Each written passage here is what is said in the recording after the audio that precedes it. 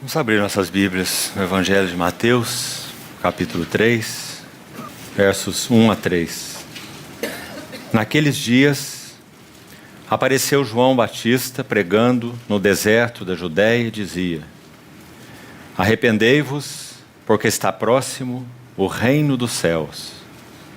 Porque este é o referido por intermédio do profeta Isaías.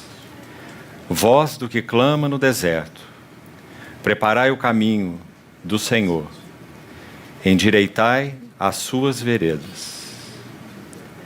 Vamos destacar o verso 2. Arrependei-vos, porque está próximo o reino dos céus. Ainda no capítulo 4, verso 12. Ouvindo, porém, Jesus que João fora preso, retirou-se para a Galiléia, e deixando Nazaré, foi morar em Cafarnaum, situada à beira-mar, nos confins de Zebulon e Naftali, para que se cumprisse o que fora dito por intermédio do profeta Isaías: terra de Zebulon, terra de Naftali, caminho do mar, além do Jordão, Galiléia dos gentios. O povo que jazia em trevas viu grande luz, e aos que viviam na região e sombra da morte, resplandeceu-lhes a luz. Daí por diante passou Jesus a pregar e a dizer: arrependei-vos, porque está próximo o reino dos céus. E aqui vamos destacar esse verso 17. Daí por diante passou Jesus a pregar e a dizer: arrependei-vos, porque está próximo o reino dos céus. Ainda no capítulo 5, verso 1. Vendo Jesus as multidões, subiu ao monte, e como se assentasse, aproximaram-se os seus discípulos, e ele passou a ensiná-los, dizendo: bem-aventurados os humildes de espírito, porque deles é o reino dos céus. E ainda um último texto no livro de Atos, capítulo 1, verso 6. Então os que estavam reunidos lhe perguntavam: Senhor, será este o tempo em que restaures o reino a Israel? Respondeu-lhes: não vos compete conhecer tempos ou épocas, Cronos e Kairos, que o Pai reservou para sua exclusiva autoridade. Mas recebereis poder ao descer sobre vós o Espírito Santo, e sereis minhas testemunhas, tanto em Jerusalém, como em toda a Judéia e Samaria, e até os confins da terra. Ditas estas palavras, foi Jesus elevado às alturas, à vista deles, e uma nuvem o encobriu dos seus olhos. Vamos orar. Pai Celestial, te agradecemos de todo o nosso coração por podermos nos reunir em torno da pessoa de teu amado Filho. Agradecemos de todo o nosso coração por termos tua palavra aberta diante de nós. Agradecemos por tua promessa de que seríamos todos ensinados por ti mesmo. Nos colocamos humilde e reverentemente diante de ti, para que o Senhor cumpra em nós, nessa noite, a tua palavra, e nos ensine debaixo de tuas vistas. Fala-nos, o Senhor mesmo, ao nosso coração te pedimos, e vem nos encontrar com tua palavra, onde quer que estejamos, nós te pedimos. Habilita-nos, pelo teu bendito Espírito Santo, para receber, guardar, ouvir tua palavra. Abre os nossos olhos e ouvidos espirituais. Dispomos-nos nas tuas mãos, Senhor. Sê misericordioso conosco. Em nome do Senhor Jesus oramos. Amém. Sabemos que os irmãos têm se detido durante alguns meses no tema o reino dos céus. E considerando diante do Senhor um encargo da parte dele para esse tempo de comunhão nesses 4 dias ou 4 noites. Esse é também o encargo que o Senhor tem confirmado no meu coração. Nós vamos usar essas 4 noites para falarmos sobre o reino dos céus e o discipulado a Cristo. E qual é a relação que precisamos urgentemente compreender entre o reino dos céus e o chamado discipulado a Cristo. Como sem dúvida os irmãos já devem ter percebido nesses meses se detendo nesse tema, o reino dos céus é um dos maiores temas do Novo Testamento em particular, na verdade de todas as Escrituras. Se nós colocássemos todos os versículos, sem exceção, dos 27 livros do Novo Testamento, divididos em 3 colunas, nós encabeçaríamos essas 3 colunas com 3 palavras: Cristo, a igreja e o reino. Esses são os 3 maiores temas do Novo Testamento. Claro que em primeiro lugar Cristo mesmo. Toda a palavra aponta e testifica para Cristo mesmo. Como já disse alguém, Cristo é a chave que abre para o nosso entendimento espiritual todas as Escrituras. Nós teríamos nas Escrituras muitas informações, lindas poesias, muita história, muita profecia, mas nós ainda ficaríamos sem solo debaixo de nossos pés e sem clareza alguma se nós não víssemos Cristo em todas as Escrituras, porque todas elas apontam para Ele mesmo. Também é claro que vendo Cristo, nós inevitavelmente veremos aquele povo que Ele escolheu por livre determinação, antes dos tempos eternos, nele mesmo, o colocando em união com Ele, e então chamou para viver um relacionamento pessoal, exclusivo e íntimo com Ele mesmo. Esse povo é chamado nas páginas do Novo Testamento de a sua igreja. A primeira vez em que esse nome é citado, nosso Senhor a particulariza de uma forma tão maravilhosa, profunda, doce ao seu coração, quando Ele diz: eu edificarei a minha igreja, e as portas do inferno não hão de prevalecer contra ela. Então a igreja, sem dúvida, inevitavelmente, seria o segundo maior tema do Novo Testamento, porque ela está associada diretamente com Cristo. Tudo que é verdade sobre Cristo é verdade sobre a igreja. Tudo que Cristo é, Ele concedeu à igreja, excluindo, obviamente, a sua própria divindade, ou seus atributos incomunicáveis. Então a igreja é colocada numa relação direta com o Senhor, como cabeça e corpo o são. E esses dois juntos são explicitados no seu caráter, tanto Cristo quanto a igreja, quando nós vemos que o Novo Testamento tem muito a nos dizer sobre o reino de Deus, ou o reino dos céus. Creio que nós não precisamos nos confundir nessas duas expressões, porque elas querem dizer absolutamente a mesma coisa. Alguns fazem uma pequena distinção entre esses dois termos, reino de Deus e reino dos céus, que na verdade não é tão relevante assim. Alguns entendem que reino de Deus se refere àquele reino que é de eternidade a eternidade, tão eterno quanto Deus é eterno. O reino de Deus é eterno como Deus é eterno. E entendem reino dos céus como aquela expressão particular desse reino eterno de Deus na terra.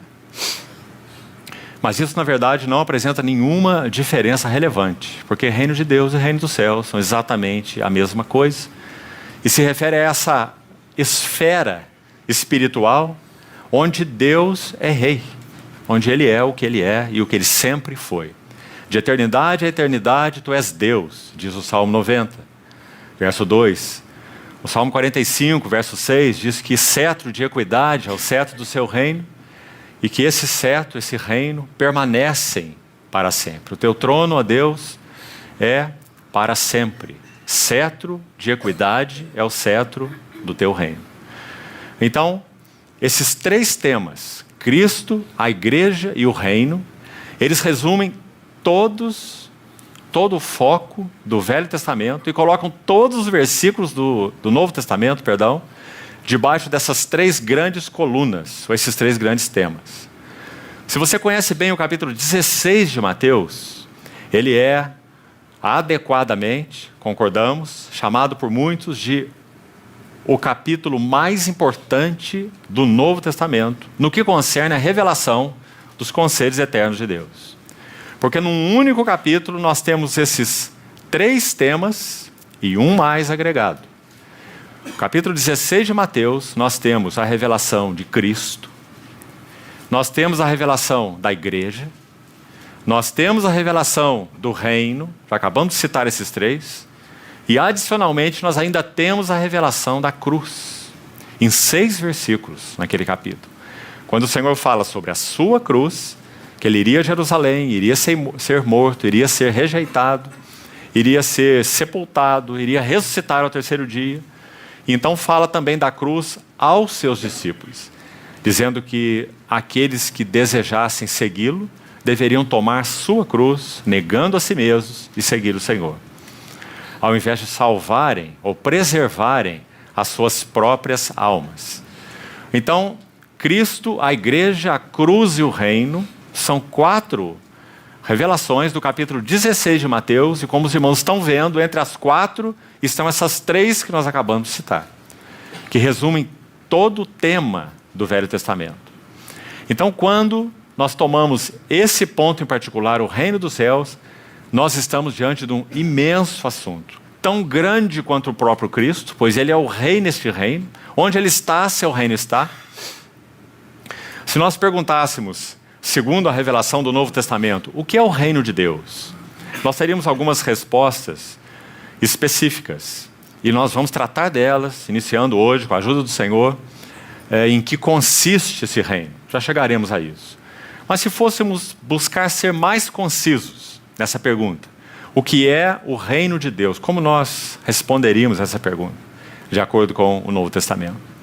É essa realidade espiritual e eterna, onde Cristo mesmo é o Rei. Onde Ele está, seu reino está. Onde Ele não está, seu reino não pode estar. É claro que num sentido mais amplo, o nosso Senhor é Rei, até mesmo no que concerne às esferas de rebelião de Satanás. Há um só Deus, há um só Senhor, há um só Rei. Satanás, em sua rebelião, ele está debaixo de uma rebelião governada, limitada, pelo único que é Rei dos reis, Senhor dos senhores, o soberano dos reis da terra. Mas, falando de forma mais específica, é claro, o reino de Deus só está e só acontece onde o rei está. O reino sempre é trazido na pessoa do rei. Então, quando nós lemos os versículos que usamos para a introdução, nós queríamos retomar esses versículos e ainda fazermos uma introdução para podermos abordar esse assunto do reino dos céus e quem sabe já hoje entrarmos em algumas características no que consiste esse reino. Então, se você ainda tem aberto aí o capítulo 3 de Mateus, essas palavras que dizem respeito a João Batista, elas contêm, mesmo que de uma forma tão concisa e resumida, algo que nos interessa muito. João Batista, queridos irmãos, ele foi não apenas um precursor. Podemos dizer que, em linhas gerais, todos os profetas foram precursores do Senhor. A finalidade de um ministério profético é exatamente trazer o Senhor ao povo e trazer o povo ao Senhor, aos pés do Senhor. João Batista não foi apenas um precursor. João Batista foi o precursor. A mensagem essencial de João Batista está descrita aqui nesse capítulo 3 de Mateus, nos 3 primeiros versos, em particular no versículo 2, como sendo idêntica àquela que aquele de quem ele foi precursor o expressou, nosso Senhor Jesus. Arrependei-vos, porque está próximo o reino dos céus. Nosso Senhor Jesus usou exatamente essa frase no início de seu ministério. Agora, quando nós olhamos para João Batista como precursor, em primeiro lugar, nós somos muito gratos ao Senhor pela forma como ele forjou esse vaso, João o Batista. Por outro lado, nós somos também gratos ao Senhor pela virada pela forma com que o ministério de João Batista produziu essa virada nos tempos e nas épocas, apresentando aquele, podemos dizer assim, às margens do Jordão, como que apontando o seu dedo e respondendo aquela que é considerada a mais importante pergunta de todo o Velho Testamento. Há muitas perguntas no Velho Testamento, mas uma é a mais importante de todas elas, dos 39 livros. E essa pergunta foi feita por Isaac ao seu pai Abraão. Quando eles estavam caminhando em direção ao Monte Moriá, Isaac diz assim: vejo o fogo e o cutelo, mas onde está o cordeiro? Essa é a pergunta mais importante e sublime de todo o Velho Testamento. 2000 anos se passaram, de Abraão até o nosso Senhor Jesus, sem que essa pergunta pudesse ser respondida. Agora João Batista se apresenta às margens do Jordão, nosso Senhor passa por ele e ele pode estender o seu dedo e dizer: eis o Cordeiro de Deus. Aquele que Isaac desejava ver.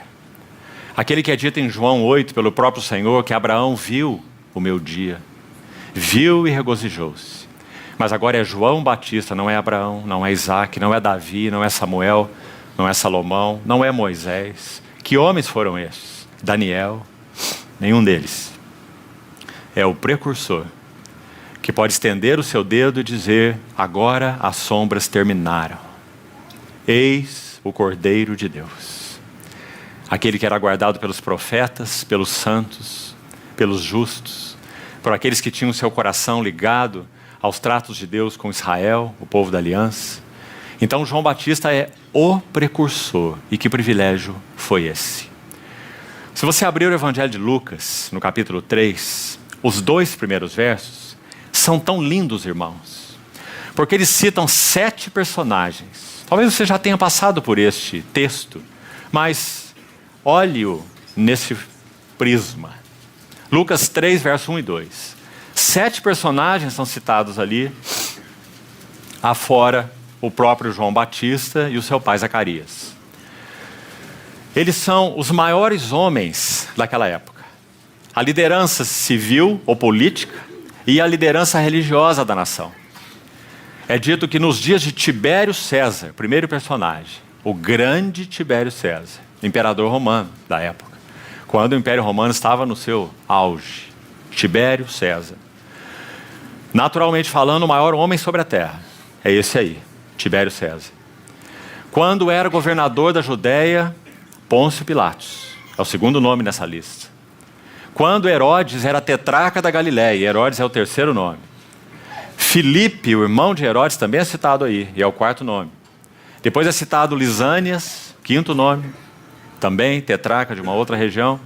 E também é citado 2 sumos sacerdotes, Anás e Caifás.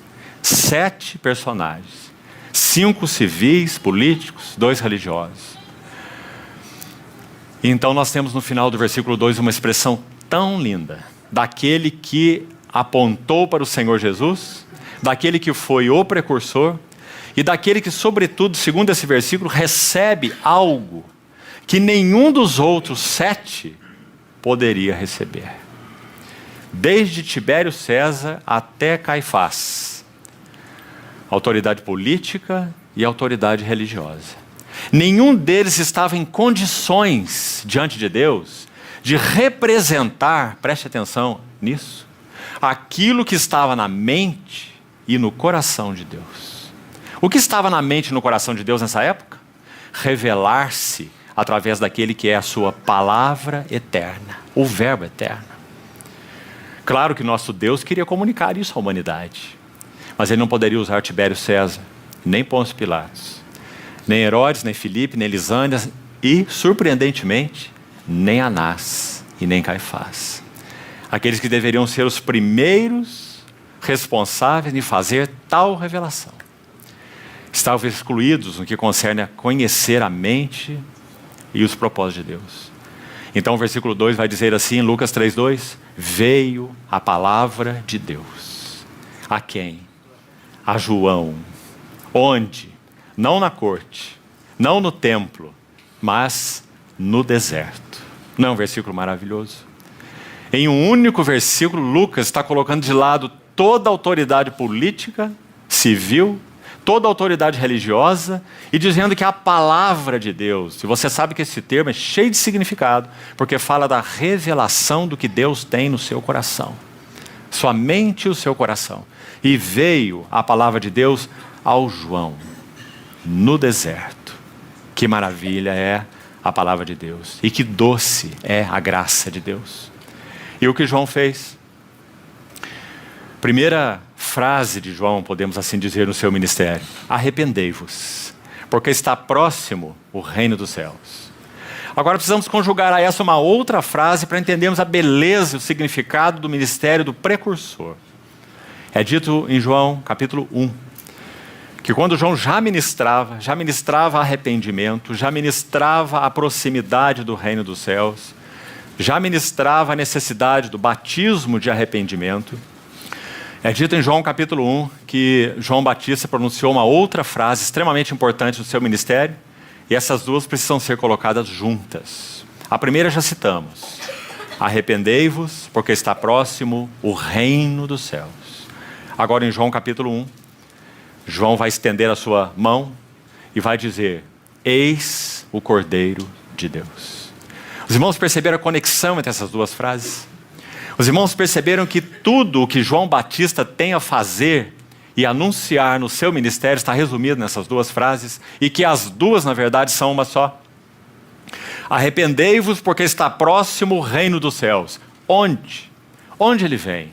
Qual é a esfera desse reino? Onde esse reino vai se manifestar? Quais são as suas implicações? Qual é o seu caráter? Então a segunda frase complementará a primeira: eis o Cordeiro de Deus. Ou seja, João Batista anunciou o reino dos céus com a vinda da pessoa do rei. Onde está o reino dos céus? Está no Cordeiro de Deus. Qual é o caráter do reino dos céus? É o caráter do Cordeiro de Deus. Sabe, irmãos, teremos tempo, Senhor permitir, nos outros dias, um pouco mais para isso.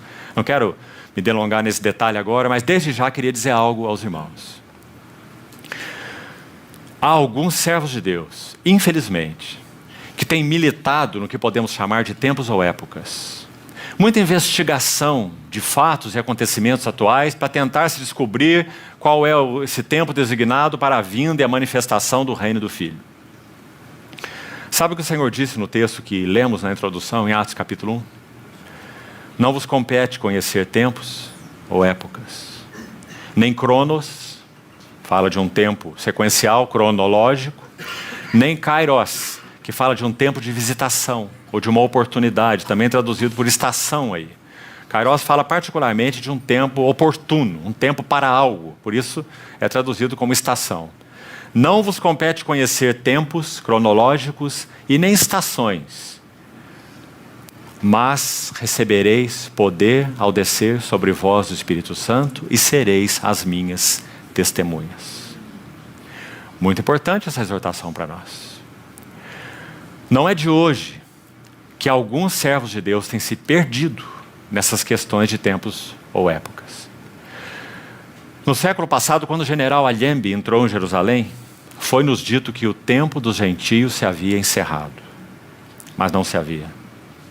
Quando Mussolini estabeleceu seu grande império em Roma, período da Segunda Guerra Mundial, foi dito que um novo César havia chegado na Europa para reconstituir o Império Romano.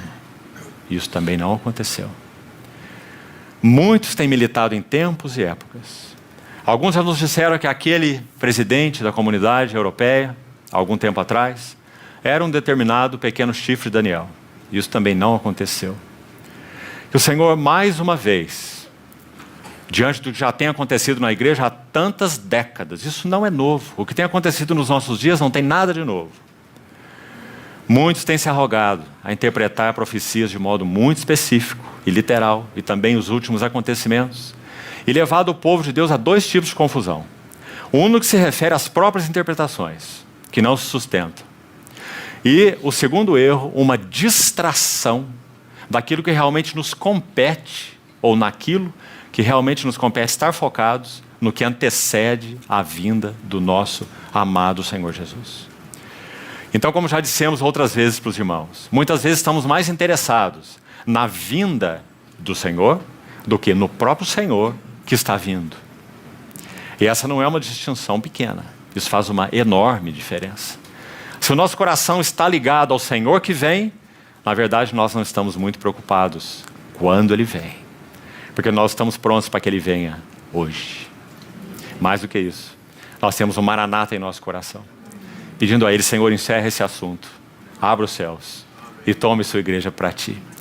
Estabeleça o seu reino nessa terra, reino ao qual ainda não foi visto e qual homem nenhum ainda o experimentou. Cetro de equidade é o cetro do seu reino. Então, queridos irmãos, que uma vez mais, nesse assunto do reino dos céus, nosso coração possa se focar naquilo que é essencial no reino dos céus. E por que abrimos esse pequeno parênteses aqui? Porque nós estamos falando de João Batista. Que quando ele diz arrependei-vos, porque está próximo o reino dos céus, ele também não apontou para tempos ou épocas. Que nosso Senhor, aliás, mais tarde proibiria. Não vos compete conhecer tempos ou épocas. Mas João Batista, ao contrário, apontou para a pessoa do rei.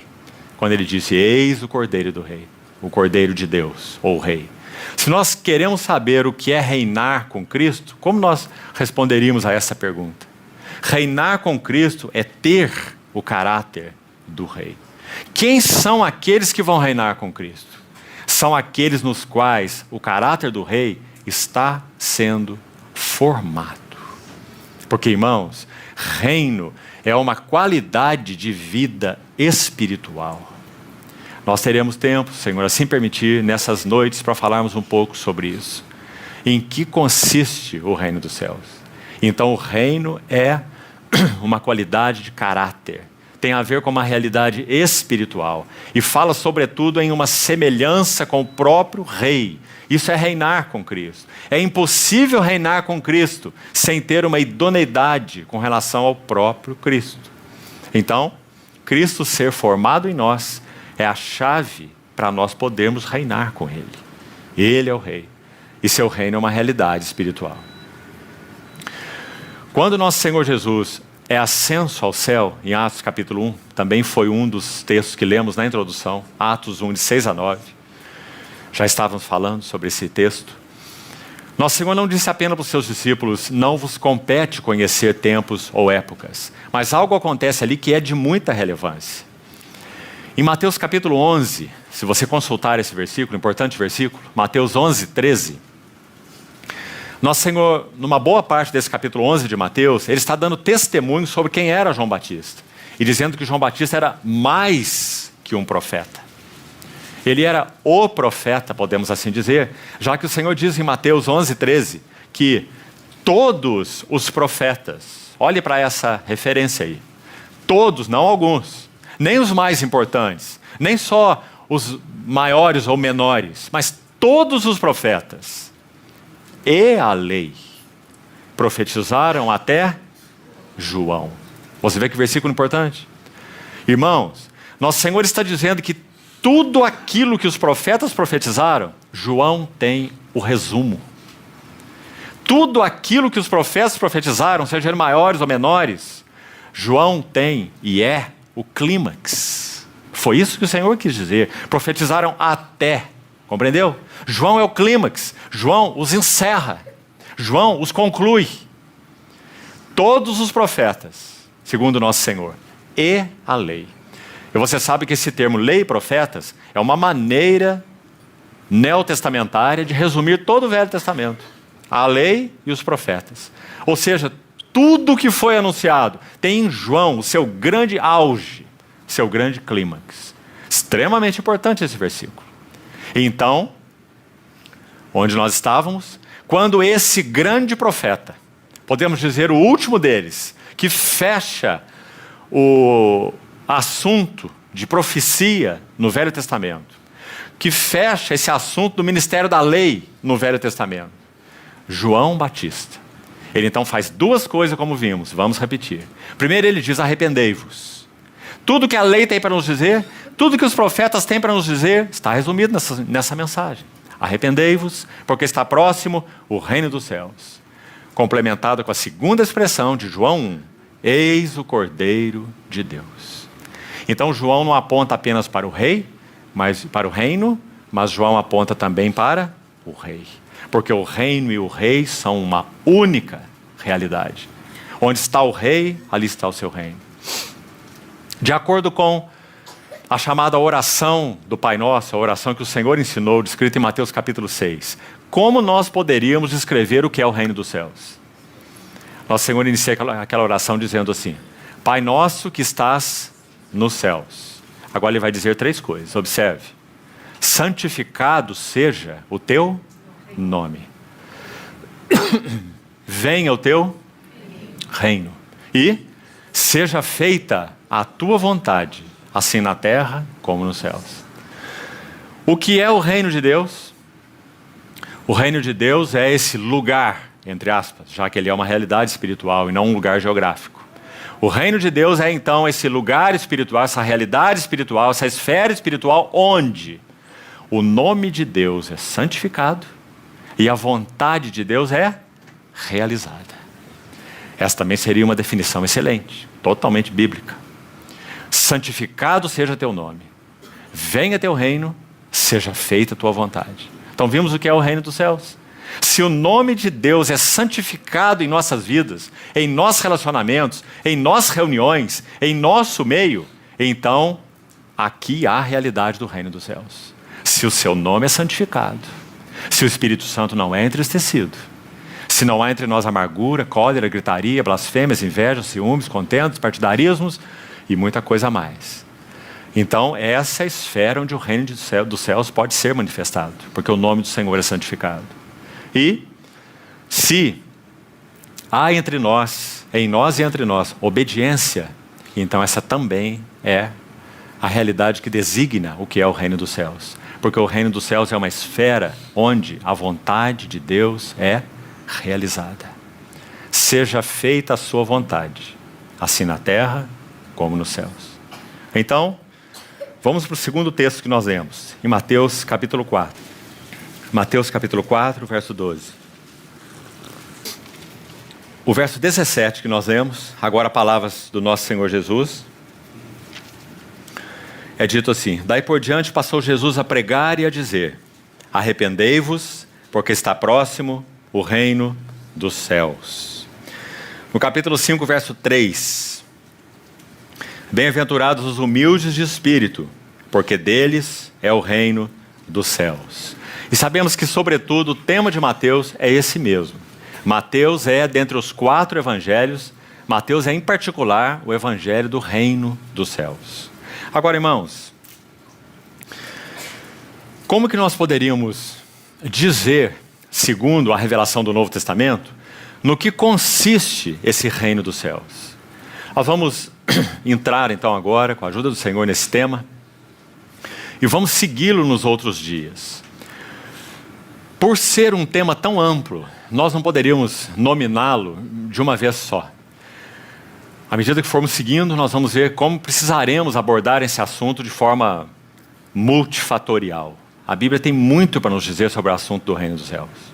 Nós poderíamos dizer assim, em primeiro lugar: o reino dos céus é uma realidade espiritual e eterna que é trazida a essa terra na pessoa do Verbo encarnado. Me permitam repetir isso. O reino dos céus é uma realidade. Então ele não vai começar, porque ele é uma realidade eterna e espiritual. Ele é tão real quanto Deus é real. Ele acompanha o próprio ser e caráter de Deus. Deus é rei no seu reino. Onde Deus está, seu reino está. Ele é rei desde a eternidade. De eternidade a eternidade ele é Deus. Então de eternidade a eternidade é o seu reino. Daniel disse: o seu reino é um reino sempiterno, ou eterno, né? Então, o reino dos céus, número 1, é uma realidade espiritual e eterna, mas que foi trazida até nós, manifestada a nós, na pessoa do Verbo encarnado. Agora, vamos atentar um pouquinho para essas 2 primeiras palavras dessa frase: realidade espiritual. Mais de uma vez, concluindo um tempo de ministração, irmãos chegaram a mim e perguntaram assim, disseram assim: Irmão, você fala muito sobre realidade espiritual. O que exatamente você quer dizer com isso? Com esse termo? Realidade espiritual. Irmãos, é um termo de imensa importância. Realidade espiritual. Realidade espiritual significa aquilo que é verdadeiro em Cristo, independente do que nós somos, ou pensamos, ou achamos a respeito, é aquilo que é em Cristo. Isso é realidade espiritual. É dito daqueles que andaram pela fé, em Hebreus capítulo 11, por exemplo, com relação a Moisés, é dito que ele contemplava e via aquele que é invisível. Lá não diz aquilo que é invisível, diz aquele que é invisível. Via aquele que é invisível. Paulo escreve aos Coríntios, 2 Coríntios 4, ele escreve assim: não atentando nós nas coisas que se veem, porque as coisas que se veem são temporais, mas as que se não veem são eternas. Realidade espiritual é aquilo que é em Cristo. É o reino daquilo que é. Nós nunca teríamos acesso à realidade espiritual se nós não tivéssemos recebido, e veja que bênção nós temos, aquele que é o Espírito da realidade, como nosso Senhor o chamou. 3 vezes naqueles chamados discursos que se refere ao Consolador, no cenáculo. João 14, 15 e 16. O Espírito da verdade, o Senhor o chama assim 3 vezes naqueles capítulos, um em cada capítulo. O Espírito da verdade vos guiará a toda a verdade, o Espírito da verdade dará testemunho de mim. 3 vezes o Senhor o chama de Espírito da realidade.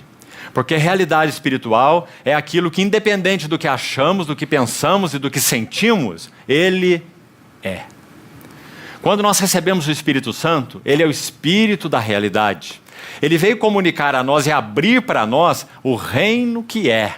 E nós então fomos introduzidos pelo Espírito Santo a participar, a ver, a conhecer o que há nesse reino que é.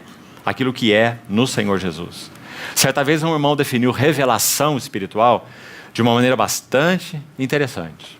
Ele disse assim: revelação espiritual é como uma abertura no reino da realidade espiritual. Revelação espiritual é uma abertura no reino da realidade espiritual, reunida na pessoa de Cristo. Nós não teríamos olhos para ver isso.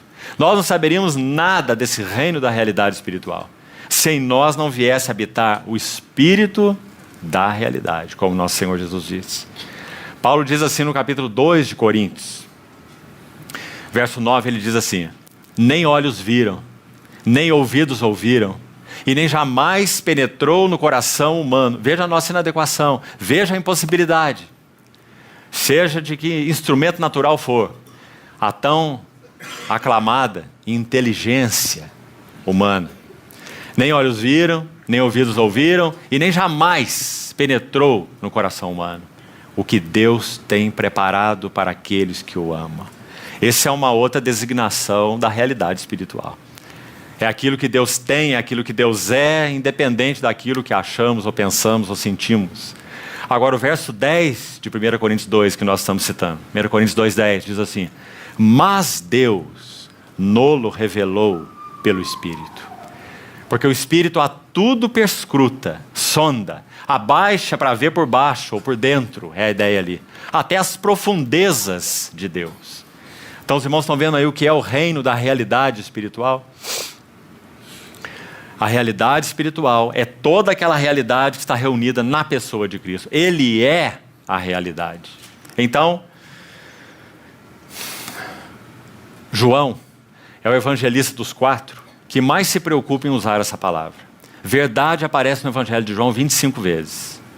Uma das palavras usadas para a tradução verdade no nosso português. Aparece 24 vezes.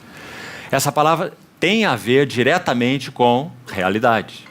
Nosso Senhor, em João capítulo 1, verso 17, é registrado por João, com relação ao nosso Senhor Jesus e Moisés, fazendo um contraste, assim: a lei foi dada por Moisés. A lei foi dada por Moisés, porque a lei é algo externo a ele. A lei foi dada por Deus a Moisés, Moisés é o mediador e ele a entregou ao povo. A lei foi dada. Mas então João acrescenta assim, no verso 17 do capítulo 1. Mas a graça e a verdade ou realidade. Lembre-se, a palavra ali é realidade. É aquilo que tem conteúdo, que tem substância. A graça e a realidade vieram, não foram dadas. A lei foi dada, mas a graça veio. E a realidade veio na pessoa de Jesus Cristo. Ou seja, o que é a realidade espiritual? É o próprio Senhor Jesus Cristo. Por isso João vai registrar no capítulo 14 do mesmo evangelho, João 14, verso 6. Nosso Senhor Jesus disse: eu sou a realidade. A palavra usada ali é verdade, uma vez mais. Você já observou como João usa essa palavra verdadeiros nesse evangelho?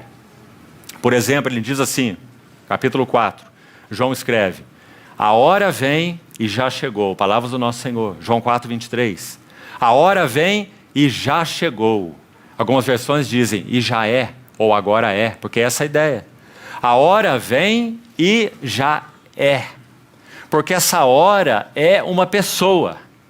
Por isso nosso Senhor diz: a hora vem e a hora já é. A hora já está aqui. Porque a hora é Ele mesmo. Ele não está se referindo a uma hora cronológica. Ele está se referindo a uma hora espiritual. Uma hora que não passa. Uma hora que é aquele hoje do livro de Hebreus. O tempo que se chama hoje, com H maiúsculo. Então vem a hora e já é, em que os verdadeiros adoradores adorarão o Pai em espírito e em realidade.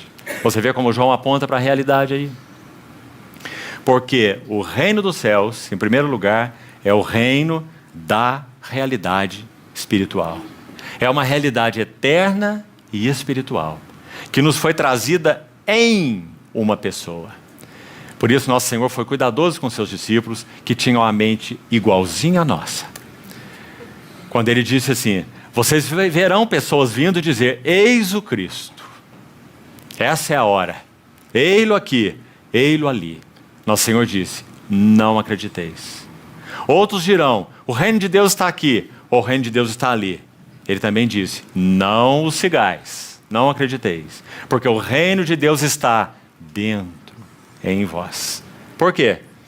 Porque o reino da realidade espiritual está reunida na pessoa do próprio Senhor Jesus. Por isso a hora vem e a hora já está aqui, em que os verdadeiros adoradores adorarão o Pai em espírito e em realidade. Realidade que Ele é. Então nosso Senhor falou sobre verdadeiros adoradores. Nosso Senhor falou sobre verdadeiro pão do céu. Veja lá em João 6. Nosso Senhor falou sobre verdadeira comida. Nosso Senhor falou sobre verdadeira bebida. Nosso Senhor falou sobre videira verdadeira. Não é interessante essa palavra? Quando ele fala de verdadeira comida, ele não está dizendo que as outras comidas são falsas. Quando ele fala sobre verdadeira videira, ele não está dizendo que as outras videiras são falsas ou mentirosas, se quisermos, né? Ele está dizendo que ele é a videira que tem realidade. Eu sou a videira que tem realidade. Todas as outras videiras na face da terra são figura minha. Sabe o que elas fazem? Elas absorvem a água da terra, dão aquele fruto maravilhoso, que vai lá para o lagar para ser pisado, e dá ainda aquele produto mais gostoso que a uva ainda. O vinho, não é? Que na Bíblia fala de gozo, de prazer, de deleite, né? Então ele está dizendo: eu sou a videira verdadeira. Aquilo que as videiras naturais fazem, eu é que contenho a realidade espiritual do que elas fazem. Aquele doce vinho natural, a realidade espiritual dele sou eu. Eu sou o vinho, para que o meu gozo esteja em vós e o vosso gozo seja completo, né? Porque ele é esse vinho celestial. Por isso ele transformou aquela água em vinho, naquela boda, né? Então, como João se interessa, irmãos, em dizer que a realidade espiritual está reunida na pessoa de Cristo. Quem tem Cristo tem realidade, quem não tem Cristo não tem realidade. Se nós vivemos em Cristo, nós vivemos na realidade. Se nos apartamos de Cristo, apartamos da realidade. Mesmo nós que já estamos em Cristo, se nós não andamos em Cristo, se nós não nos mantemos arraigados em Cristo, nós nos desconectamos da realidade espiritual reunida em Cristo. E mesmo nós cristãos podemos ser enganados, enfraquecidos, iludidos, desviados, porque nós deixamos de permanecer na verdade. Não tenho maior alegria do que esta, disse João na sua epístola, de saber que os meus filhos andam na verdade. Lembra-se? Então, que carga João tem quanto a esse assunto da realidade? Então, João descreve o reino dos céus assim. Irmãos, essa não foi, sem dúvida, a primeira maravilhosa bênção espiritual que nós recebemos na nossa relação com o Senhor. Nós estávamos no reino da ilusão. Nós estávamos no reino do que não é, mas achávamos que era. Nós estávamos tocando as realidades visíveis como se elas fossem as últimas, eternas. Nós estávamos enganados. Mas os nossos olhos foram abertos, o véu foi rasgado e nós entramos no reino da realidade espiritual. Louvado seja o Senhor. Então o reino dos céus é o reino da realidade espiritual e eterna, que nós tivemos a bênção de ter colírios nos nossos olhos, pingados, para podermos ver e entrar. Então essa é a primeira coisa importante sobre o reino dos céus. Não vamos perder isso de vista. Realidade espiritual. E isso tem muito para nos dizer, por isso citamos aqueles versos do Lucas capítulo 3. Todas aquelas pessoas militando em todas aquelas esferas, civis, políticas e religiosas, nenhuma realidade. E veio a palavra de Deus a João no deserto. E João veio falar sobre a realidade e apontá-la e dizer que toda a realidade estava nele. Ele é a realidade. Segunda coisa importante. Em que consiste o reino dos céus? Segundo as páginas do Novo Testamento, o que mais nós poderíamos dizer? Segunda coisa então importante. Primeiro, reino da realidade espiritual e eterna. Segundo, o reino dos céus é uma nova vida. Irmãos, não há demanda maior na humanidade do que a demanda por vida. Os homens fazem o que fazem e vivem como vivem por causa de um elemento. A sede central se chama vida. Por isso nosso Senhor escreveu à igreja de Sardes, que professava o seu nome, e a repreendeu tão severamente. Porque ela tinha um nome, e o nome era que estava viva, mas estava morta. Tens nome de que vives, mas estás morto. De novo, quando João abre o seu evangelho, ele vai dizer, e a vida estava nele. E a vida é a luz dos homens. Lembra-se? João. E aí de novo ali ele vai introduzir o precursor. Houve um homem enviado por Deus cujo nome era João. Ele não era luz, mas veio para que testificasse da luz. A verdadeira luz. Mais uma vez usando a palavra verdadeira, como falamos, não é? Então a segunda característica importante e maravilhosa. O reino dos céus é um reino de vida, com V maiúsculo. Abra sua Bíblia, por favor, no Evangelho de João. Vamos ao capítulo 3, rapidamente. 2 versículos nesse capítulo. Veja a conversa do Senhor com Nicodemos, tão conhecida. Veja 2 detalhes aqui, nos versos 3 e 5. Observe essas 2 respostas do Senhor a Nicodemos. A primeira é verso 3. Em verdade, essa é a expressão favorita de João. Porque João está sempre apontando para a realidade reunida na pessoa do Senhor. Em verdade te digo, que se alguém não nascer de novo, primeiro, não pode ver o reino de Deus. Aqui está a expressão que é objeto de nosso estudo. Reino de Deus. E como falamos, reino do céu, basicamente a mesma coisa. Reino de Deus. O que o nosso Senhor disse aqui para Nicodemos? Que o reino de Deus é, ou possui, uma natureza e uma vida de uma categoria completamente diferente daquela conhecida pela humanidade. Foi isso que o Senhor disse para Nicodemos. O reino de Deus possui uma vida e uma natureza completamente de outra categoria, não conhecida pela humanidade. Então, se você não nascer de novo, não pode ver o reino de Deus. Então aí, claro, com nascer de novo, nosso Senhor está falando sobre uma categoria de vida completamente nova. Não há como entender essa expressão de outra maneira. Quem não nascer de novo, uma outra categoria de vida, uma vida que tem que começar a existir, tem que começar a ser real para nós, do contrário nós não podemos ver nada do que significa o reino de Deus. Quem não tiver essa qualidade de vida, não pode ver o reino de Deus. Então, nosso Senhor usou a expressão, quem não nascer de novo. Agora, não apenas o ver. Observe no verso 5. Em verdade te digo, quem não nascer da água e do Espírito, não pode entrar. Mantenha sempre esses dois verbos juntos. São muito lindos. Primeiro, nosso Senhor falou sobre entrar. Por esta vida nós podemos entrar no reino, ou ver o reino, perdão. Ver o reino. Possuindo essa vida, nós podemos ver o reino. E possuindo essa vida, nós podemos entrar no reino.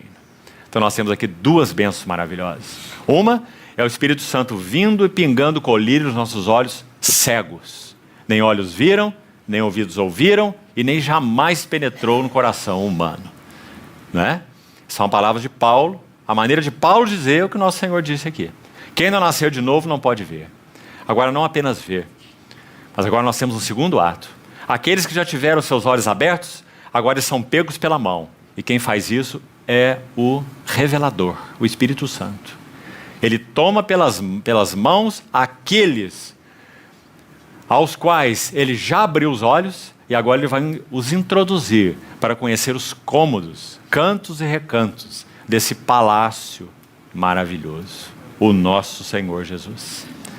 Então ele vai dizer, ver o reino de Deus em primeiro lugar, porque nossos olhos não viam, mas não apenas ver e ficar de fora.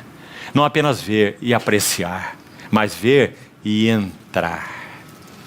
Com isso, nosso Senhor Jesus está dizendo, tudo que é meu é seu. Você lembra aquela parábola do filho pródigo, chamado do filho pródigo, essa expressão tão linda? Filho pródigo não precisa ser interpretado, né? Já foi muito bem interpretado. Mas aquele filho que não sai de casa é meio negligenciado naquela parábola, né? E ele, sem dúvida, tipifica aquele que está na casa do pai sem usufruir do que é do pai. Quando o filho volta, há um quadro de Rembrandt, uma gravura de Rembrandt, muito linda. Se chama Filho Pródigo, essa tela de Rembrandt, maravilhosa. E naquela tela ele procurou registrar muito bem a postura daquele filho quando o mais novo chega. O mais novo é mostrado nos andrajos, ajoelhado aos pés do pai, e o pai vestido com um manto escarlate, impondo a sua mão sobre a cabeça do filho que retornou, o pródigo. Então você vê uma figura nebulosa aqui no canto da tela, o filho mais velho, que está como olhando meio de lado assim, vendo o que o pai está fazendo com aquele filho bastardo, podemos dizer assim. O esbanjador, que gastou tudo que tinha, desonrou seu pai, como que dizendo, pai, você está velho demais, é rico, mas não morre, então eu estou com um problema. Dá a minha parte que me cabe da minha herança. Né? Foi isso que ele fez. Assim o Senhor contou a parábola. Então é como se ele tivesse tirado as suas luvas e dado um tapa de luva no rosto do pai. Quando ele diz, dá a minha parte que me cabe dos meus haveres. E lá é dito que o pai não diz uma palavra. Foi o Senhor quem propôs essa parábola. Então o pai reparte aqueles haveres, ele gasta como quer, perde tudo, vai para o chiqueiro, monta um discurso no chiqueiro para repetir para o seu pai. Quando ele chega diante do seu pai, o Senhor foi tão preciso naquela linda parábola. Quando ele chega para o seu pai, ele não consegue completar o discurso, ele vai até um ponto só. Né? Ele não fala aquela parte, faze-me um dos teus trabalhadores, porque essa posição de filho não poderia ser alterada. Né? Então ele é recebido em casa, colocado as sandálias nos pés, o anel no dedo, anel de herdeiro, mas ele não tinha herança mais nenhuma, já tinha esbanjado tudo, mas o pai o recebe como herdeiro. E então diz ao filho mais velho, meu filho, tu sempre estás comigo, tudo que é meu é teu. Que palavras essas? Essas palavras devem ter penetrado profundamente aquele coração, que estava ali sem usufruir de tudo que era dele. Quem não nascer de novo não pode ver, quem não nascer da água e do Espírito não pode entrar, não apenas ver, mas entrar, possuir, experimentar tudo aquilo que é do Pai. Agora, por que nosso Senhor disse no verso 5 da água e do Espírito?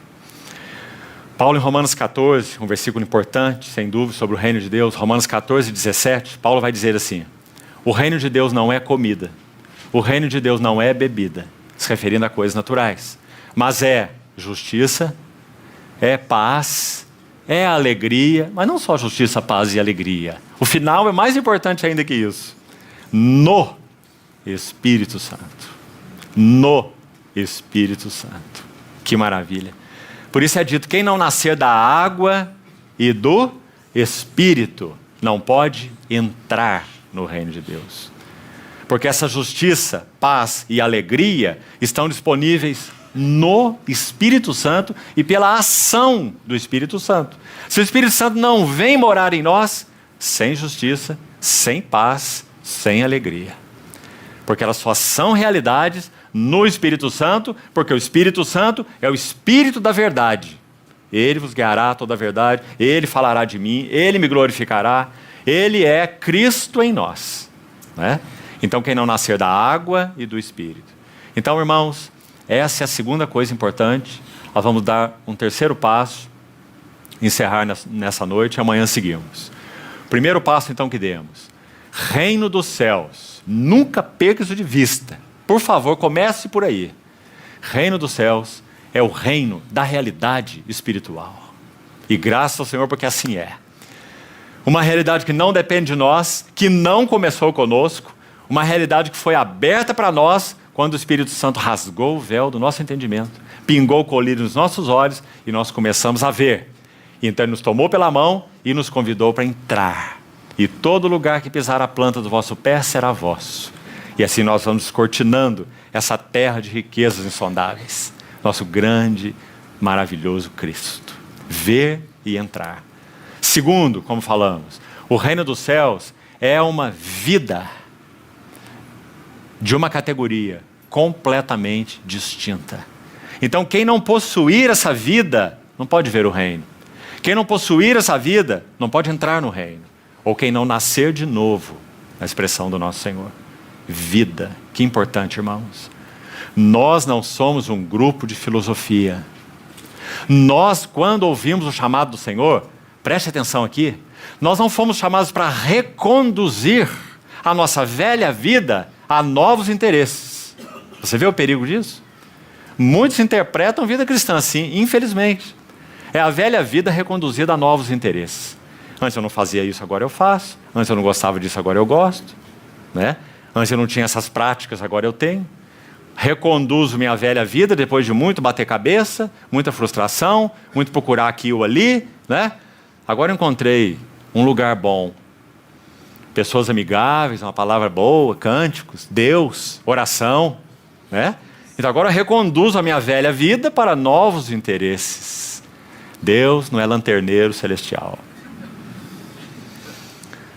Ele troca o motor mesmo. Não é velha vida reconduzida a novos interesses. Até porque, irmão, é um trabalho árduo e virtualmente impossível fazer um gato latir. É uma nova vida, que tem novos interesses, novos padrões, novo ambiente, tem novas ambições, tem nova constituição, tem novos amores. Louvado seja o Senhor. Nova vida, esse é o reino dos céus. Irmãos, será que nós podemos imaginar o impacto das palavras do Senhor quando elas foram ouvidas pela primeira vez por aquele povo? Você imagina o Senhor se colocar no meio daqueles religiosos que estufavam o seu peito e dizer, ó, quem quiser saber alguma coisa de vida, no que concerne a Deus e seus tratos, nós somos seus porta-vozes. Venham a nós. Né? E nosso Senhor olha para eles e diz assim, vocês são hábeis em fazer fardos pesados e colocar sobre os ombros dos homens, mas vocês mesmos nem com um dedo os conseguem mover. Podemos imaginar a ira deles quando o nosso Senhor, com que olhos eles olhavam para o nosso Senhor. Vida. A vida estava nele. Nele. Vida não é algo que ele dá para nós. Vida é algo que ele é para nós. Ele nos colocou em união com a vida. Ele é a vida. E ele é uma vida indestrutível. Hebreus capítulo 7. Ele possui uma vida indissolúvel. Ele vive para sempre. Por isso nossa salvação é tão segura. e nós o adoramos, e nós o louvamos, e nós nos regozijamos nele, porque o futuro nosso é tão certo quanto o dele. Porque a posição nossa é tão segura quanto a dele. Porque o reino dele é tão seguro quanto o fato de que nós participaremos dele. Porque ele nos chamou para isso.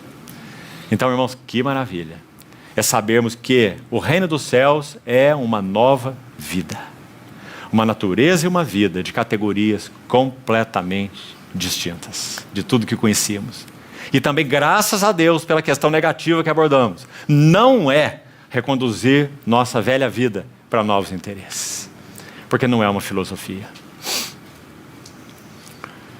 Nosso Senhor, João, aliás, em primeira carta de João, no capítulo 5, ele se refere ao nosso Senhor, dizendo assim, que ele é o testemunho de Deus.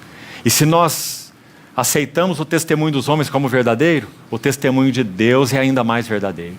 E esse é o testemunho de Deus, aquele que ele dá acerca do seu Filho. Quem tem o Filho, tem a vida. Mas aquele que não tem o Filho de Deus, não tem a vida. Você vê quão importante é esse versículo, de 1 João 5? Porque o reino de Deus é vida, com V maiúsculo, porque o Filho é vida. Ah, irmãos, amados, que o Senhor nunca nos permita vermos o reino dos céus e a nossa realidade com Ele de uma outra maneira. Nós não somos adeptos de uma religião, não somos adeptos de uma filosofia, não somos um grupo de fraternidade, não somos um clube de bons amigos. Que o Senhor nos livre de todas essas misérias. Nós temos a vida, com V maiúsculo. A vida nos foi dada. A vida está em nós e nós estamos na vida. E o que nós compartilhamos uns com os outros é a vida que dele temos recebido. Sabe, irmãos, não podemos nos alongar nisso aqui, precisamos terminar. Mas deixe-me dizer uma coisa. Mais uma falácia perigosa. Porque muitos servos do Senhor são amantes de doutrina. Não que doutrina não seja importante, irmão. Não me entenda mal. E perseveravam na doutrina dos apóstolos. Doutrina é profundamente importante. Mas aqui há uma nuance delicada que precisa ser feita. Eu gostaria de enunciá-la assim, então preste atenção. Nós não podemos recuperar a vida da igreja do Novo Testamento apenas pregando as doutrinas do Novo Testamento. Você já pensou sobre isso? Ah, se não seria tão fácil, irmãos. Vamos tornar a Assembleia do Senhor um seminário. E vamos fazer cursos de teologia sistemática. E da melhor categoria possível, né? Como muitos aí acham, a reformada calvinista. E vamos ensiná-la e pregá-la. E pregando essas doutrinas fundamentais, aquelas mais essenciais, nós vamos obter a vida da igreja do Novo Testamento. Esqueça. Não é pregando as doutrinas, por mais sólidas e importantes que elas sejam em si mesmas, que nós vamos obter a vida da igreja do Novo Testamento. Nós precisamos mais do que delas. Nós precisamos de além dessas doutrinas fundamentais que nós faríamos se esse solo fosse tirado debaixo dos nossos pés, né?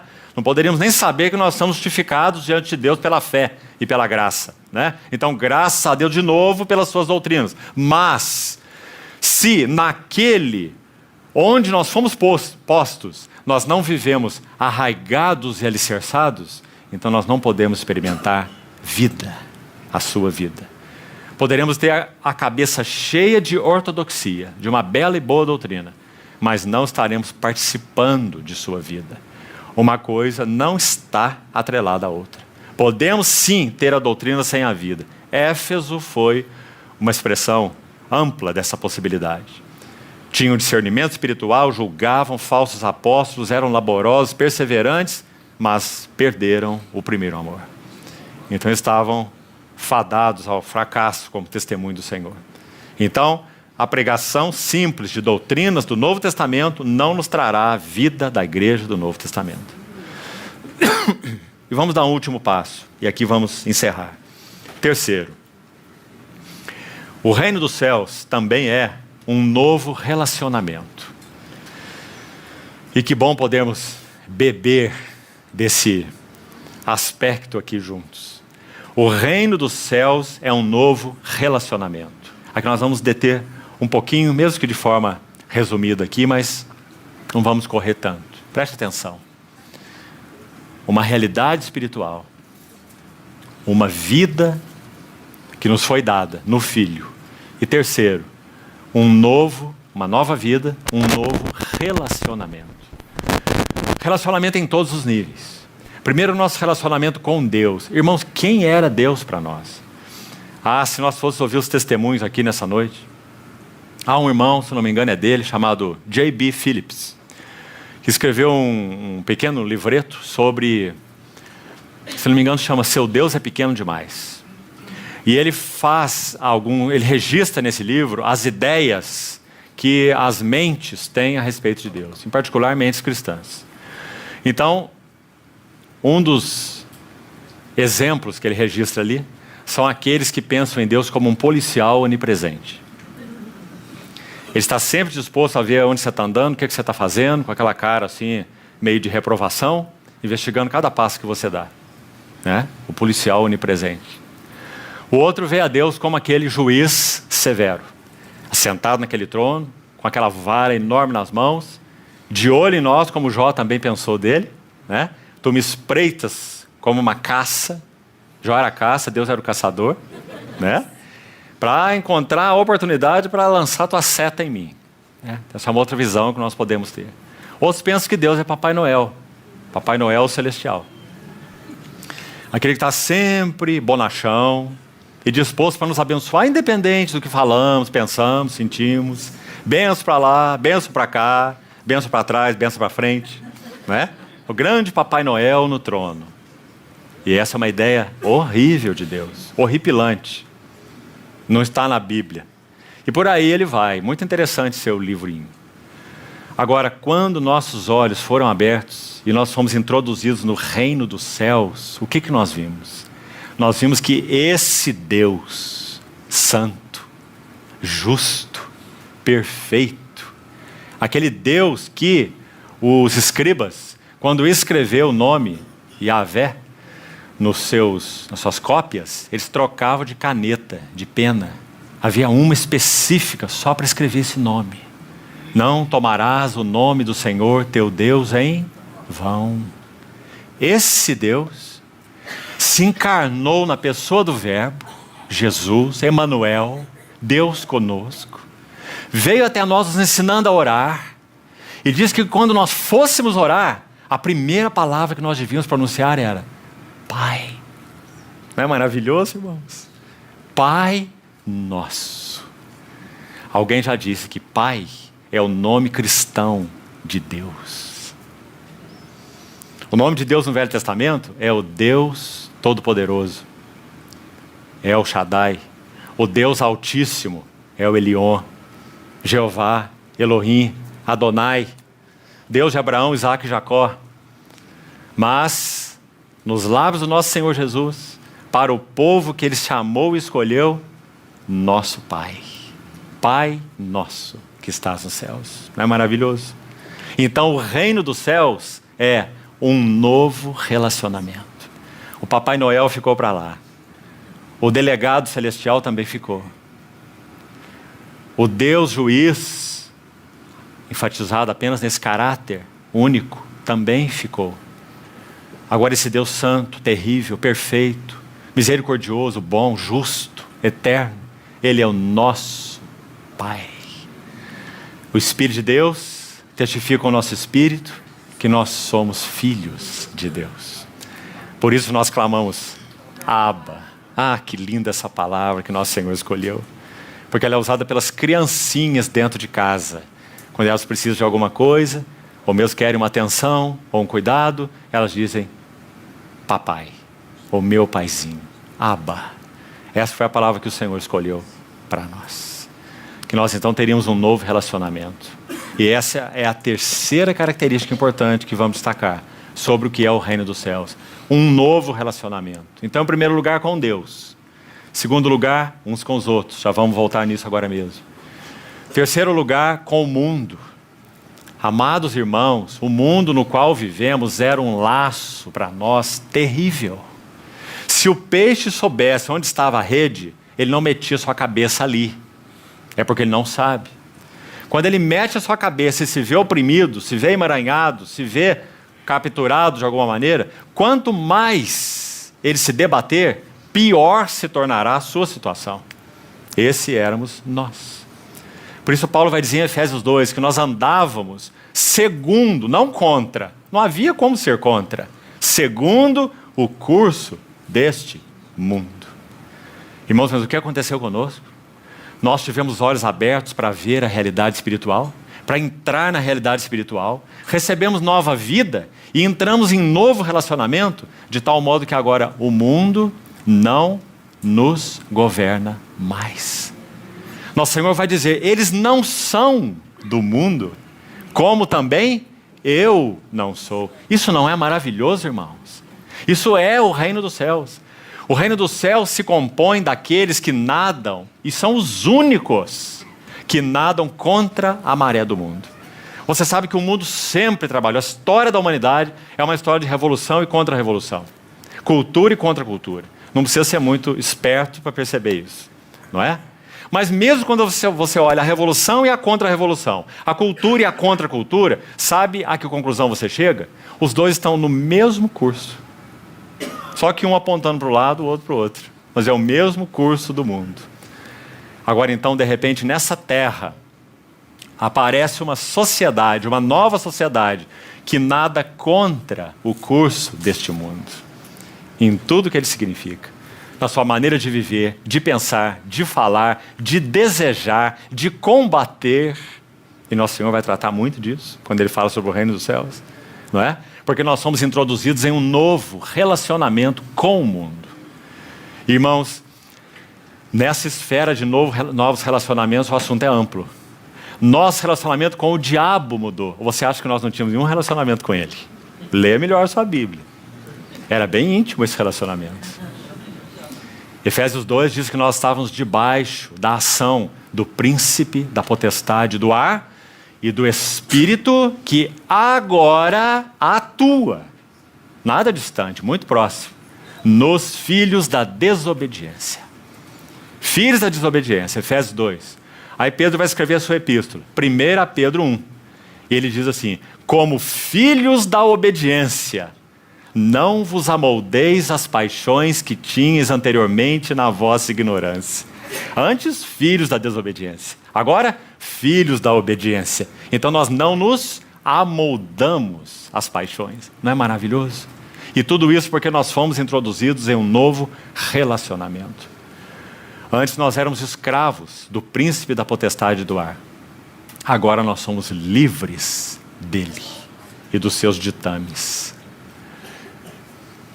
Com Deus, uns com os outros, com o mundo, com a vida, nós não vemos a vida da mesma maneira. Depois que nós fomos introduzidos no reino dos céus. Nós não vemos as coisas da mesma maneira. Não vemos as pessoas, os ambientes da mesma maneira. Se vemos, é porque nós nunca nos convertemos. Se nós nascemos de novo, impossível. Porque nós estamos em um novo relacionamento. Agora, irmãos, concluindo já. É tão amplo esse tema, esse terceiro tópico, mas eu quero destacar esse assunto do relacionamento uns com os outros, um pouco, para concluirmos. Então, me suporte alguns minutos mais, rapidamente. Quando nosso Senhor Jesus nos chamou e nos introduziu no reino, pense nisso. Anote aí para você orar sobre isso. A palavra de Jesus é a palavra do mediador. Ele é o mediador. Quando nós recebemos a palavra do mediador, ele mesmo se colocou entre nós e todas as nossas relações. Já vamos explicar isso, como isso funciona. Então, relações imediatas, diretas, de pessoa para pessoa, são, literalmente, impossíveis para nós. Não há um caminho direto a partir de Cristo. A partir do momento em que fomos chamados por Cristo, em que Cristo veio a ser nossa vida, nós nele e ele em nós, não há mais um caminho possível, direto, de pessoa para pessoa. Vamos ver se você consegue entender isso. Porque a palavra de Jesus é a palavra do mediador. A tentativa mais amável, poderíamos dizer assim, de compreender as pessoas, nunca vai nos levar à comunhão com elas. A psicologia mais sofisticada nunca vai nos levar a compreender as pessoas. Aliás, há livros de conselheiros cristãos com esse título: Como Compreender Pessoas. Leia para você ver. Você vai sair entendendo menos do que você começou.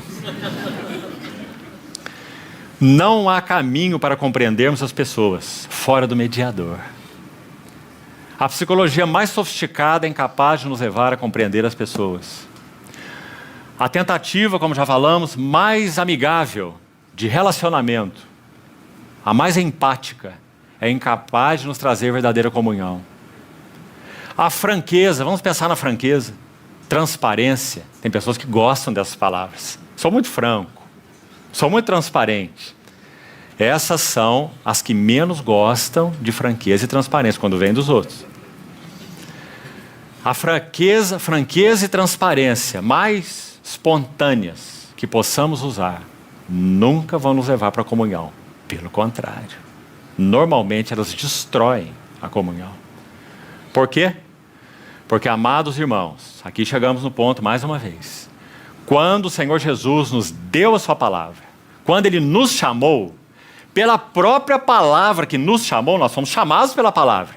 Essa palavra que nos chamou, colocou o Senhor Jesus entre nós e todos os outros relacionamentos. Será que isso é bíblico mesmo?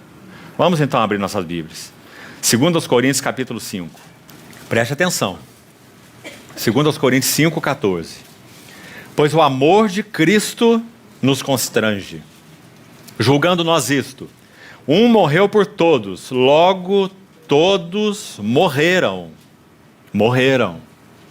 E ele morreu por todos, para que os que vivem não vivam mais para si mesmos. Só um comentário breve aqui.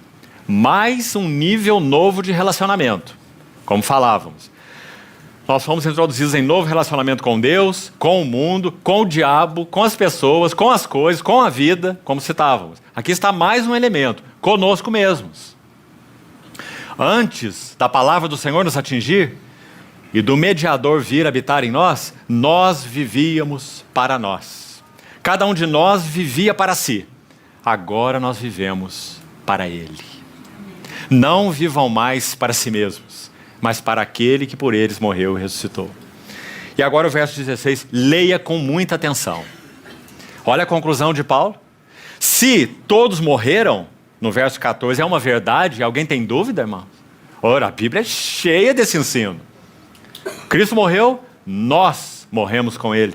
Nosso batismo é uma expressão dessa realidade, senão ele não é nada, né? Dessa realidade espiritual. Então, olha a conclusão. Assim que nós, daqui por diante, a ninguém conhecemos segundo a carne. Claríssimo. Não tem como ser mais claro. A palavra de Jesus é a palavra do mediador. A palavra daquele que nos chamou é a mesma palavra que o colocou o nosso Senhor Jesus entre nós e todas as nossas relações. Agora que nós chegamos então a um segredo muito lindo e importante, irmão. Escute bem. A intercessão uns pelos outros é o caminho mais eficiente para a nossa comunhão. A oração em conjunto é a mais genuína comunhão, porque na intercessão uns pelos outros e na oração em conjunto, o mediador se ergue entre nós e as nossas relações. Nenhuma relação que não tenha Jesus como mediador tem qualquer realidade. Louvado seja o Senhor. E acho que isso nos responde também a algumas perguntas. Você quer ver uma delas? Quantas vezes nós ouvimos isso nesses tantos anos de vida cristã? Irmãos que diziam assim: irmão, quando o Senhor me recebeu, as minhas relações, meus relacionamentos com os irmãos, com o corpo de Cristo, chegaram a gerar ciúmes na minha família de origem.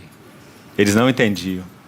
Como que eu podia ter tanta liberdade com esses meus irmãos? Ir na casa deles, sem telefonar que eu estou indo. Ir lá almoçar ir para encontros juntos, dormir no chão lá, 2, 3, 4, com esse grupo aí de pessoas que eu conheci tem 6 meses, não é? E aquela família de origem acha um absurdo isso, né? Como você pode estar fazendo? Você enlouqueceu, acho que você enlouqueceu. Você não foi criado assim, não é? Porque agora uma relação foi estabelecida, que nunca antes houve. Agora o mediador se ergueu entre os irmãos, os que pertencem a ele. Irmão, quando nós pensamos na pessoa e na história de Deus, nos tratos de Deus com Abraão, nós ficamos tão impressionados de ver. Todos os servos de Deus você vai ver a mesma coisa. Nós vamos falar de um deles e aqui concluímos. Pense sobre Abraão. O Senhor tira Abraão lá de Ur. Lá ele tinha todas as suas relações naturais. Era trevas no meio das trevas, né? Esse era Abraão. Mas o Deus da glória apareceu a Abraão quando ele estava em Ur, na Mesopotâmia. Como Estevão vai dizer lá em Atos 7, registrado lá. Então, quando Cristo se colocou entre Abraão e os habitantes de Ur, Abraão é separado de Ur. O mediador se ergueu entre Abraão e Ur, e Abraão sai de Ur. Depois o mediador se ergue entre Abraão e Ló se separa de Abraão. Finalmente, o mediador se ergue entre Abraão e Isaac. E aquela é a história mais linda, para nos elucidar esse princípio. Quando o Senhor chama Abraão para Moriá, você sabe que aquele carneiro mediador substitui Isaac, né? Aquele carneiro preso pelos chifres. Você sabe que Abraão sobe aquele morro com Isaac. Os servos ficaram de fora. Os servos nada sabiam. Os servos nada participaram. Leia lá Gênesis 22 e você vai ver. Os dois subiram sozinhos. Os dois desceram sozinhos. Externamente falando, os dois desceram da mesma maneira que subiram. Mas, como Paulo vai dizer nesse verso 17 aqui aberto diante de nós, e assim, se alguém está em Cristo, é uma nova criação, e as coisas antigas já passaram, e eis que tudo se fez novo. Abraão e Isaac sobem, Abraão e Isaac descem. Aparentemente, tudo igual, mas espiritualmente falando, tudo diferente. As coisas velhas já passaram, eis que tudo se fez novo. Agora Abraão poderia possuir o Isaac sem ser possuído pelo Isaac. Agora pense nisso, o mediador se colocou entre o pai da fé e o filho da promessa. Antes havia um grande problema ali. O pai da fé estava agarrado ao filho da promessa, mais do que ao Deus da promessa. Então agora o mediador se coloca no meio, entre o pai da fé e o filho da promessa, para que o pai da fé confiasse no Deus da promessa e não no filho da promessa. Então agora ele pode descer o monte e tudo está diferente. Irmãos, relação imediata é ilusão. Por que tantos tropeçam tanto tempo na vida conjugal? Porque nós tentamos restabelecer ou estabelecer ou restabelecer, os dois. Relações imediatas, relações de companheirismo, relações de afazeres, relações de bom convívio e até de bem-estar. Se Cristo não se ergue no meio da vida conjugal, não há vida conjugal nenhuma. Nós só podemos viver uma verdadeira conjugal se Cristo se ergue na vida conjugal. E por que isso? Acabamos de ler o versículo 16. Assim que nós de agora em diante a ninguém conhecemos segundo a carne. Graças ao Senhor. Então o reino dos céus, novos relacionamentos. E como eles são novos. Graças ao Senhor. Vamos deixar então aqui, concluindo. Amanhã vamos retornar ainda com outros aspectos desse, em que consiste o reino dos céus. Que o Senhor nos ajude a prosseguir nisso. Vamos orar. Senhor, te agradecemos, porque Tu nos abriste os olhos e nos fizeste ver o Teu reino. Mais que isso, nos fizeste entrar no Teu reino. Agradecemos por essa realidade espiritual que hoje participamos, não como espectadores, mas como aqueles que foram incluídos. Agradecemos por essa nova vida que hoje temos. Muito obrigado, Senhor, porque nos alcançaste com vida, vida que está no Filho e que está em nós. Também te agradecemos por esses novos relacionamentos. Bendito seja o Senhor por eles. Que o Senhor nos guarde de tal forma que eles sejam evidenciados para louvor de tua glória em nossas vidas, Senhor. Continuamos confiando em Ti, que o Senhor nos abra os olhos, para que possamos ver na Tua palavra em que consiste o Teu reino. E toma-nos, Senhor, pela mão, para que realmente vivamos a realidade espiritual do que Ele significa. Nos guarda de ilusões, nos guarda de distrações. Te pedimos, Senhor, vem tratar com esses inimigos, para que nós possamos experimentar a beleza e a realidade daquilo para o que fomos chamados. Obrigado por sermos cidadãos de Teu reino, filhos do reino. Ó Rei, te louvamos. Tudo recebemos de Tuas mãos. E são tão inadequadas nossas palavras para Te dizer o quanto apreciamos que Tu nos tenhas chamado por livre graça e amor. Abre nossos olhos, Senhor, e nos introduz mais profundamente nas realidades do reino dos céus. Para louvor da Tua glória, te pedimos. Em nome de Jesus. Amém.